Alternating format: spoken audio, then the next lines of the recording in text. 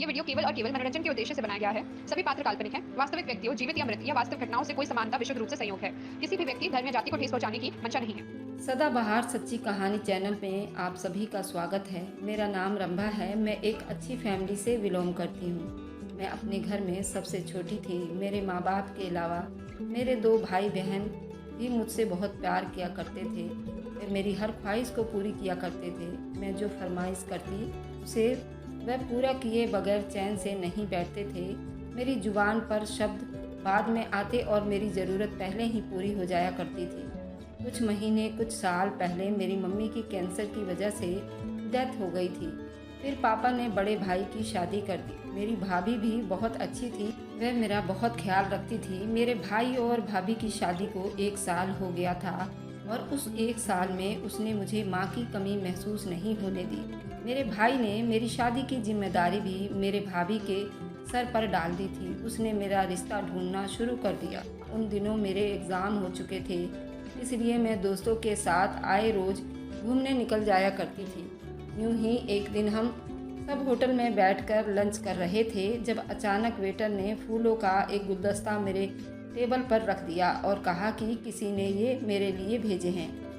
मैं बहुत हैरान हुई कि मेरे लिए कौन भेज सकता है।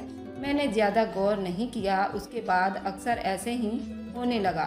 मुझे रोज़ाना फूलों से भरा गुलदस्ता मिलने लगे। धीरे धीरे मुझे भी इन फूलों की आदत हो गई। मैं देखना चाहती थी कि वह कौन है जो मुझे फूल देता है। एक दिन मैं छत पर खड़ी थी कि मैंने देखा एक आदमी ने, जिसने ब्लू जैकेट पहनी हुई थी, मेरे कमरे की खिड़की के अंदर फूल फेंक कर चला गया। मैं भाग कर नीचे गई, मगर तब तक वह आदमी जा चुका था। इसी शाम को भाभी ने मेरा रिश्ता तय कर दिया। मेरा दिल नहीं मान रहा था, मगर मैं तो उस फूल भेजने वाले आदमी को जानती भी नहीं थी। शायद मेरी किस्मत में यही था। हैरत की बात यह थी कि जब मेरा रिश्ता तय हुआ था, शायद उसको भी पता चल गया था, क्योंकि उसने अब फूल भेजना बंद कर दिया था। शुरू में उदास रही, मगर फिर मैंने अपना ध्यान अपनी शादी की तैयारियों में लगा दिया। बहुत जल्दी ही मेरी भाभी ने मेरी शादी अपने पसंद के लड़के से तय कर दी। मेरे घर में जितने भी मेंबर थे वह बिल्कुल ही फ्रैंक थे। एक दूसरे के एकदम खुलकर बात किया करते थे। इसलिए शादी से पहले ही कई बार मेरा आमना सामना उमेश से हुआ, मगर मैंने हर बार यूं ही नोटिस किया कि वह काफ़ी टेंशन में रहने वाला इंसान है। इतना घुल मिलकर बात नहीं करता। मैंने भाभी से बात की तो कहने लगी, अरे उसमें इतना परेशान होने वाली क्या बात है। शादी से पहले सारे मर्द ऐसे ही रूखे फीके होते हैं, बाद में सब ठीक हो जाते हैं। तुम्हारे भाई भी शुरू के दिनों में ऐसे ही थे, मगर अब देख लो कैसे मेरे आगे पीछे फिरते हैं। भाभी की बातों से मेरे काफ़ी हद तक तसल्ली हो गई और मैंने शादी के लिए हाँ कर दी। मेरी शादी उमेश से हो गई। वे बहुत अच्छा था। उनके घर में मेरी सास, ननद और मेरे होने वाले पति थे। अब हमारी शादी के 8 दिन चल रहे थे। सब अच्छे से बीत रहा था, लेकिन मुझे कुछ हरकतें उमेश की बहुत ही अजीब लग रही थी। वह बहुत तेज़ परफ्यूम लगाया करता था, जो मुझे बिल्कुल अच्छा नहीं लगता था।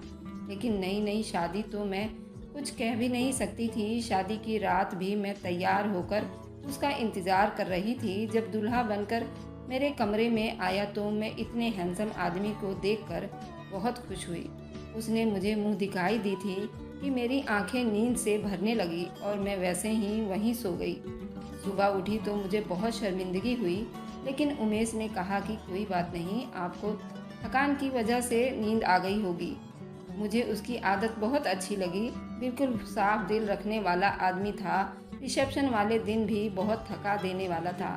5 घंटे बराबर बैठे बैठे मेरी कमर अकड़ गई थी, इसलिए कमरे में आते ही कमर सीधी करने को लेट गई, मगर लेटते ही आंख लग गई और मैं सो गई। मुझे सुबह बहुत डर लग रहा था कि उमेश नाराज़ होगा। अगर वह नाराज़ था भी तो उसने मुझे महसूस तो नहीं करवाया। वह नॉर्मल मुझसे बात कर रहा था। मुझे कुछ दिनों की बात थी, जब उमेश काम से घर वापस आया तो उसने इतनी तेज़ परफ्यूम लगा रखी थी कि मेरी नाक को चुभने लगी और मैं नींद में जाने लगी। रात को खाना खाने के बाद हम सोने के लिए लेट गए। मुझे बहुत जल्दी नींद आ गई। रात के आखिर पहर में मैंने डरावना सपना देखा तो डर के मारे मेरी आंख खुल गई।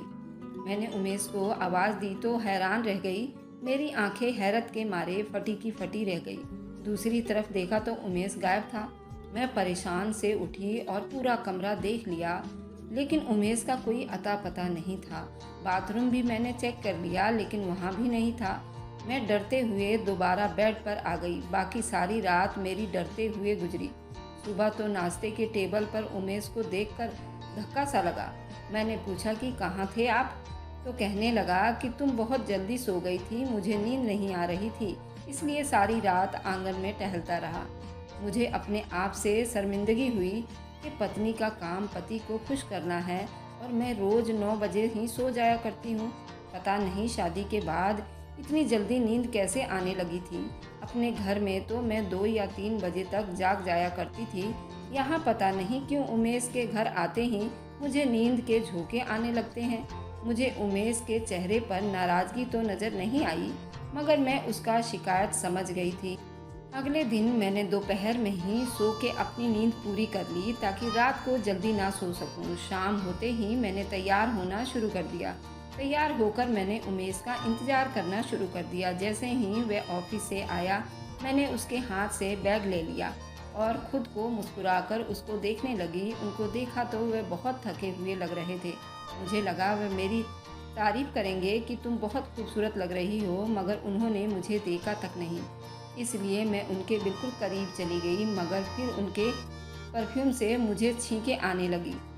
उमेश ने बहुत तेज़ परफ्यूम लगाई हुई थी, इतनी तेज़ कि कुछ ही मिनटों में मेरा सर चकराने लगा और फिर मैं गहरी नींद में चली गई। फिर क्या हुआ मुझे नहीं पता। सुबह उठी तो सर भारी सा हो रहा था। अचानक मेरी नज़र अपने हाथों और पैरों पर पड़ी तो मेरी जान ही निकल गई। मेरे हाथ, पाँव और सूजन पड़ रही थी। मुझे समझ नहीं आ रहा था कि मेरे साथ ये सब क्या हो रहा है। उमेश भी कमरे में नहीं थे। नाश्ते के टेबल पर सास ने मुझे कहा कि तुम्हारे हाथों को क्या हुआ। मैं घबरा गई और कहने लगी कि पता नहीं, सूजन हो गई। मेरी सास कहने लगी, अपने हाथों और पाँव पर कोई क्रीम वगैरह लगाओ ताकि सूजन ख़त्म हो जाए। अच्छी पत्नियां पति के लिए खूबसूरत लगती हैं। अपने खूबसूरती में फ़र्क नहीं आने देना। पति काबू में रहता है। इसी तरह कुछ देर बाद उमेश बाहर से आता नजर आया। मैं समझ गई कि मेरे सोने के बाद बेचारा आंगन में चला गया होगा। मेरी सास अच्छी औरत थी, अक्सर मुझे समझाती रहती थी कि पति को कैसे मुट्ठी में करना है, मगर मैं क्या बताती कि हम दोनों तो अभी तक नाम के सिवा एक दूसरे को जान ही नहीं पाए। अब मेरी शादी को 1 महीने से ज़्यादा हो गया था और मुझे उमेश के धूप छाँव जैसी दिमाग की समझ नहीं आ रही थी। कभी वह मेरे साथ बहुत अच्छा हो जाया करता और कभी ऐसे अजनबी हो जाया करता जैसे मुझे वह जानता ही ना हो। यूँ उस दिन एतवार का दिन था। जब मैं अपने कमरे में बैठी थी कि अचानक कमरे में आया और मुझे कुछ अजीब सा लगा। वह बहुत जल्दी में लग रहा था। मैं चुप से बैठी उसे देखने लगी। वह तैयार होकर कहीं चला गया और मुझे बताना भी पसंद नहीं किया कि वह कहाँ जा रहा है। मैंने पूछने की कोशिश की तो मुझे डांट कर कह दिया कि तुम्हें मुझे रोकने की ज़रूरत नहीं है, अपने काम से काम रखो। कुछ ही देर बाद जब सास ने मुझसे पूछा कि उमेश कहाँ है, तो मैं घबरा गई। मैंने अपनी सास को नहीं बताया और चुप्पी साध ली और मेरी शिकायत लगाने से मेरा पति मुझसे नाराज़ ना हो जाए। वैसे भी ज़्यादातर वह मुझसे नाराज़ ही रहता। एक दिन मैंने बहुत कोशिश की, आज नहीं सोऊंगी, मगर फिर भी उनके आते ही उनकी परफ्यूम की वजह से मुझे नींद आ गई। मैंने उनसे अगले दिन कहा भी कि आप इतनी तेज़ परफ्यूम ना लगाया करो, शायद इसी की वजह से मुझे नींद आ जाती है। अगर मेरी बात सुनकर उसने काफ़ी गुस्सा किया। कहने लगा कि तुम अपनी नींद का इल्ज़ाम मेरे परफ्यूम को क्यों दे रही हो? तुम खुद हर वक्त सोती रहती हो, तुम्हें मेरी कोई फिक्र नहीं है। पति काम से घर आए तो पत्नियां मुस्कुराकर उसका स्वागत करती हैं और तुम तो सो जाया करती हो। मैं उसकी बात सुनकर बहुत रोई, लेकिन इतनी कोशिश की उसकी परफ्यूम की वजह से मुझे नींद भी आ जाती और सुबह हाथ पांव भी सूजे होते। मैं खुद को सोने से ना रोक पाती। अब तो मेरी सास को भी कुछ अंदाज़ा हो गया था कि हम दोनों में क्या चल रहा है। उसने भी अब मुझे बातें सुनाना शुरू कर दी कि मैं अपने पति में दिलचस्पी लेने के बजाय सोती रहती हूँ। मैं कमरे में आकर बहुत रोई। मैंने शुरू से सारी समस्याओं पर गौर किया। सही समझ में आया कि उस परफ्यूम से ही कुछ ऐसा है। जो मुझे सूट नहीं करता। मैंने ड्रेसिंग टेबल पर पड़ी हुई सारी परफ्यूम सूंघी, मगर जो परफ्यूम उमेश लगाता था वह परफ्यूम मुझे कहीं नहीं मिली। उसका मतलब था कि वे बाहर से ही लगाकर आता था। रात को उमेश घर आया तो जब फ्रेश होने बाथरूम में गया तो मैंने चोरी से चुपके से उसकी बैग की तलाशी ली। बैग के अंदर एक परफ्यूम का डिब्बा पड़ा हुआ था। मैंने उसे जल्दी से सूंघ कर खुद पर छिड़क ली। अचानक ख्याल आया कि इसी परफ्यूम की वजह से तो मैं सो जाती हूँ, मगर तब तक देर हो चुकी थी और कुछ ही देर में मैं सो चुकी थी। मेरा पति मुझे बहुत बातें सुनाया था कि मैं और पत्नियों की तरह उसका इंतज़ार नहीं करती, बल्कि उसके आते ही सो जाती हूँ। मगर जब भी मैं परफ्यूम की बातें करती तो वह गुस्सा हो जाया करता था। कहता कि मैंने भी तो परफ्यूम लगाई है, मुझे नींद क्यों नहीं आती। उसके ख्याल से मैं ही बहाने बनाती थी ताकि उससे दूर हूँ, मगर मैं कैसे समझाती कि मुझे तो खुद भी इन सारे चक्करों की समझ नहीं आ रही थी। परफ्यूम से मुझे बेहोशी आने लग जाती थी। रोज़ रोज़ इस तरह के ड्रामों से मैं तंग आ गई थी। इसलिए बस एक दफ़ा फैसला कर लिया कि उस परफ्यूम वाले राज तक पहुंच सकूं। मैंने उमेश के आने से पहले ढेर सारी रुई नाक में डाल ली। उमेश आए तो उनके सामने मैंने नींद आने का बहाना किया और बेड पर लेट गई। मैंने थोड़ी सी आंखें खोलकर देखा कि उमेश ने अपने बैग से वही वाला परफ्यूम निकाला और मुझ पर ढेर सारी छिड़क दी। मैं उसे देखकर बिल्कुल डर गई कि ये क्या कर रहा है। अब मुझे इस बात की खबर हो गई कि वह खुद चाहता था कि मैं सो जाऊं और वह सारा इल्ज़ाम मुझे देता रहा कि मैं जानबूझकर सो जाती हूँ। वह तो कृपा थी कि मैंने नाक में रुई डाल रखी थी और सांस बंद कर लिया था ताकि मुझ पर परफ्यूम का कोई असर ना हो। मुझ पर परफ्यूम छिड़कने के बाद वह खुद नहाने चला गया और जब नहा लिया तो वह कमरे से बाहर चला गया। उसके जाने के बाद मैं हैरत से उठकर खड़ी हुई कि देखूं तो सही वह कहाँ जाता है। उमेश सारी रात आंगन में किसी से फ़ोन पर बात कर रहा था। मैं उस उलझन का शिकार हो गई थी कि आखिर ये सब क्या है। वह मुझे खुद से क्यों दूर कर रहा था और इल्ज़ाम भी मुझ पर लगाता था। आखिर ऐसा क्यों कर रहा था? शायद वह मुझे पसंद नहीं करता था। मैं उसके दिल में अपना जगह बनाना चाहती थी। इसलिए अगले दिन मैंने बाजार जाने का फैसला किया था कि अपने पति के लिए कुछ गिफ्ट ले सकूं। उसका जन्मदिन नज़दीक था। उसे बहुत खूबसूरत तोहफा देना चाहती थी। शायद इसी बहाने उसका दिल मेरी तरफ पिघल जाता। मैं शॉपिंग सेंटर से गिफ्ट खरीद कर निकल ही रही थी कि सड़क के किनारे मैंने उमेश की कार को देखी।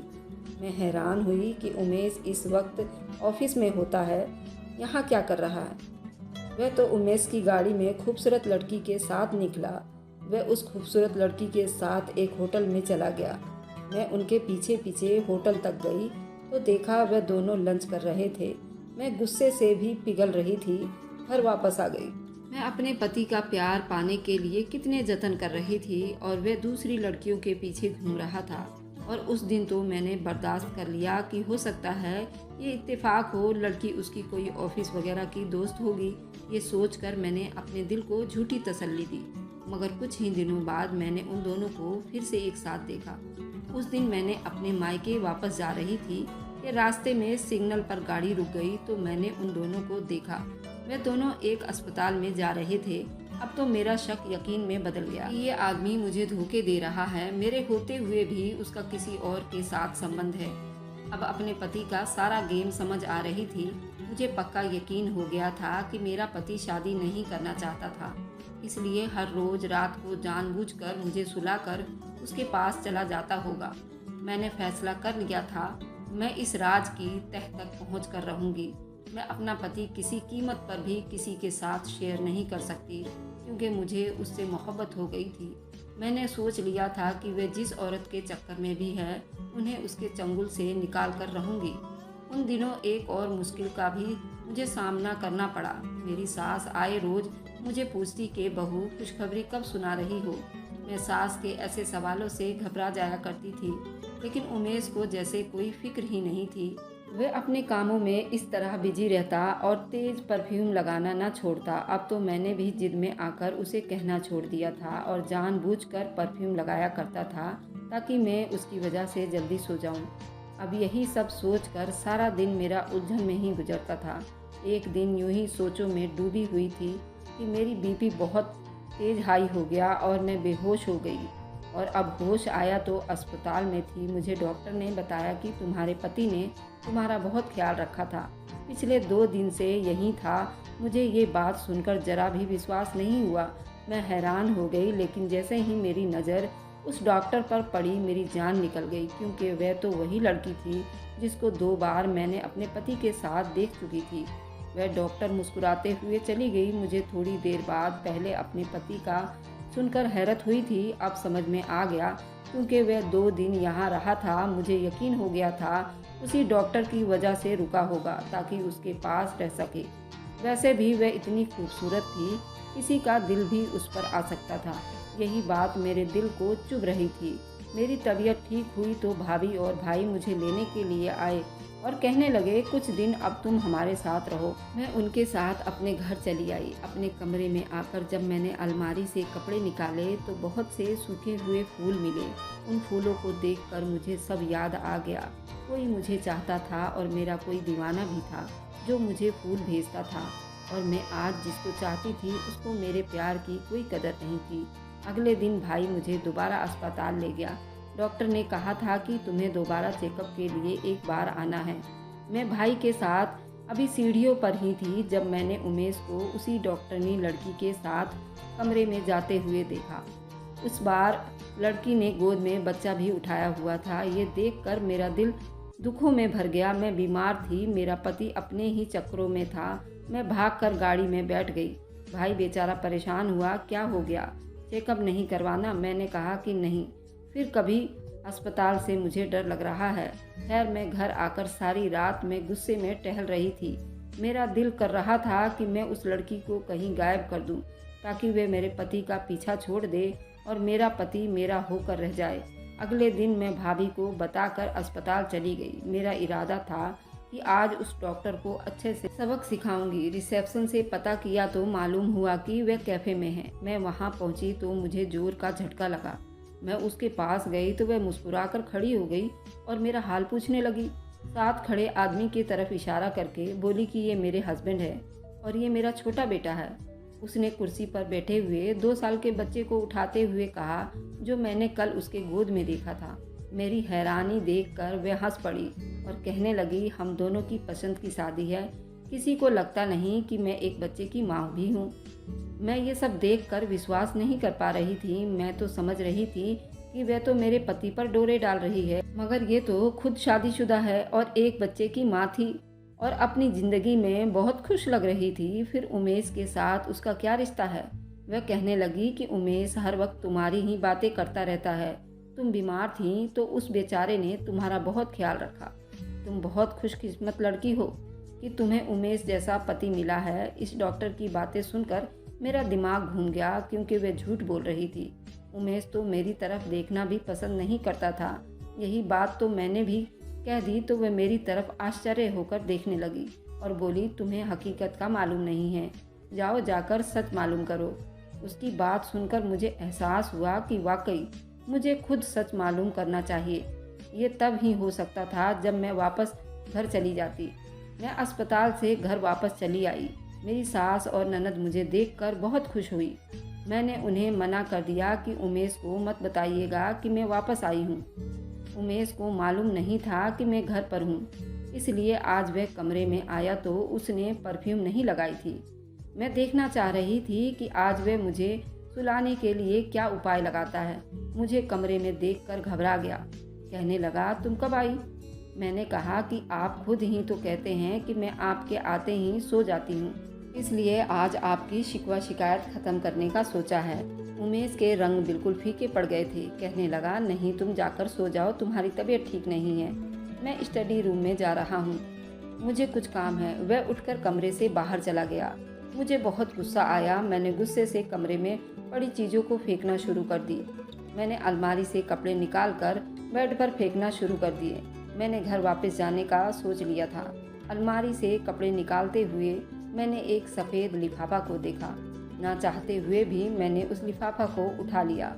वह किसी अस्पताल का था, शायद वह मेरी ही रिपोर्ट होगी। यही सोचकर मैंने वह खोल लिया, लेकिन जैसे जैसे मैं पढ़ती गई मेरे कदमों तले से ज़मीन निकलती गई। वह रिपोर्ट उमेश की थी, उसे ब्रेन ट्यूमर था। यही हकीकत मुझसे बर्दाश्त नहीं हुई और मैं ज़मीन पर गिर गई। मुझे यकीन नहीं आ रहा था कि ये सच है। मैं भागती हुई उमेश के पीछे स्टडी रूम में गई। वहाँ पर मुझे एक और झटका लगा जब उसके स्टडी रूम में हर तरफ मेरी ही तस्वीर थी और वह सारी तस्वीर जहाँ जहाँ हम गए थे वहाँ की थी। जब वह मुझे फूल भेजा करता था उस जगह की तस्वीर भी निकाल रखी थी। इसका मतलब ये था कि फूल भेजने वाला आदमी उमेश ही था। ये जानकर मेरे सर पर आसमान टूट पड़ा। उसके सामने जाकर उसकी रिपोर्ट रखती थी। वह चौंक पड़ा। मैंने रोते हुए पूछा कि ये सब क्या है, तुमने ये सब मुझसे क्यों छुपाई? उसने शर्मिंदगी से कहा कि मैं तुम्हें बहुत पसंद करता था, मुझे तुम अच्छी लगती थी, मैं ही तुम्हें फूल भेजा करता था और तुम्हारी तस्वीर खींचकर यहाँ स्टडी रूम में लगाया करता। मैं तुमसे शादी करना चाहता था, इसलिए रिश्ता भिजवाया, मगर बाद में मेरी तबीयत खराब होना शुरू हुई तो पता चला कि मुझे ब्रेन ट्यूमर है। उसका इलाज हो सकता था, इसलिए मैंने किसी को भी नहीं बताया। मुझे उम्मीद थी कि मेरी शादी से पहले मेरा इलाज पूरा हो जाएगा, मगर डॉक्टर ने कहा कि अभी 2 महीना इलाज में लगेंगे। इसलिए मैं बेहोशी वाली परफ्यूम लगाकर कमरे में आता था। तुम्हें नींद आ जाए और तुम सो जाओ, खुद मैं उसी वक्त नहा लेता था तो उसका असर ख़त्म हो जाता। मैं चाहता था कि ये सब तुम्हें ना बताऊं। मैंने सोच रखा था कि अगर मैं ठीक नहीं हुआ तो तुम्हें अपनी ज़िंदगी से आज़ाद कर दूंगा, तुम्हें साथ ना इंसाफ़ी नहीं होने दूंगा। वह लड़की मेरे कॉलेज की दोस्त है और मेरे दोस्त की पत्नी है और डॉक्टर भी है। मेरा इलाज उसी के अस्पताल में हो रहा है और वही मेरा इलाज कर रही है। मैं जानता हूँ कि तुम मुझ पर शक कर रही थी। तुमने हमें उस दिन लंच करते हुए देख लिया था। उस दिन मेरा दोस्त भी हमारे साथ ही था। रास्ते में उसे जल्दी ज़रूरी काम से जाना पड़ा तो वह कहने लगा कि तुम लोग जाकर खाना शुरू करो, मैं 10 मिनट में आता हूँ। तुम उसी टाइम हमें देखकर वापस चली गई और जाने क्या सोचती रही मेरे बारे में। अपने पति की जुबानी ये सारी कहानी सुनकर मैं दंग रह गई थी। वे कितने अच्छे थे, मुझे तकलीफ़ से बचाकर खुद अकेला सब कुछ सह रहे थे। उन्होंने किसी को भी नहीं पता चलने दिया कि वे कितनी बड़ी बीमारी से लड़ रहे हैं। मैंने उन्हें तसल्ली देते हुए कहा कि तुम फिक्र ना करो, मैं तुम्हारे साथ हूँ, तुम ज़रूर ठीक हो जाओगे। अगर नहीं भी हुए तो भी मैं तुम्हारे साथ ही रहूँगी, हमेशा हर कदम पर तुम्हारा साथ दूँगी। उमेश ने मेरा धन्यवाद करते हुए उसने माफ़ी मांगी। मैं कितना गलत सोच रही थी अपने पति के बारे में। मैंने उनका खुद से ख्याल रखना शुरू कर दिया। 3 महीने के बाद उमेश की सर्जरी हुई और उसका ब्रेन ट्यूमर भी ठीक हो गया। आज हम पति पत्नी एक दूसरे के साथ बहुत खुश हैं। खुशियाँ और गम आते रहते हैं। पति और पत्नी को एक दूसरे को सपोर्ट करना चाहिए और ख्याल रखना चाहिए। तो कैसी लगी दोस्तों मेरी स्टोरी, मुझे कमेंट में ज़रूर बताइएगा। Thanks for watching, like and subscribe, bye bye.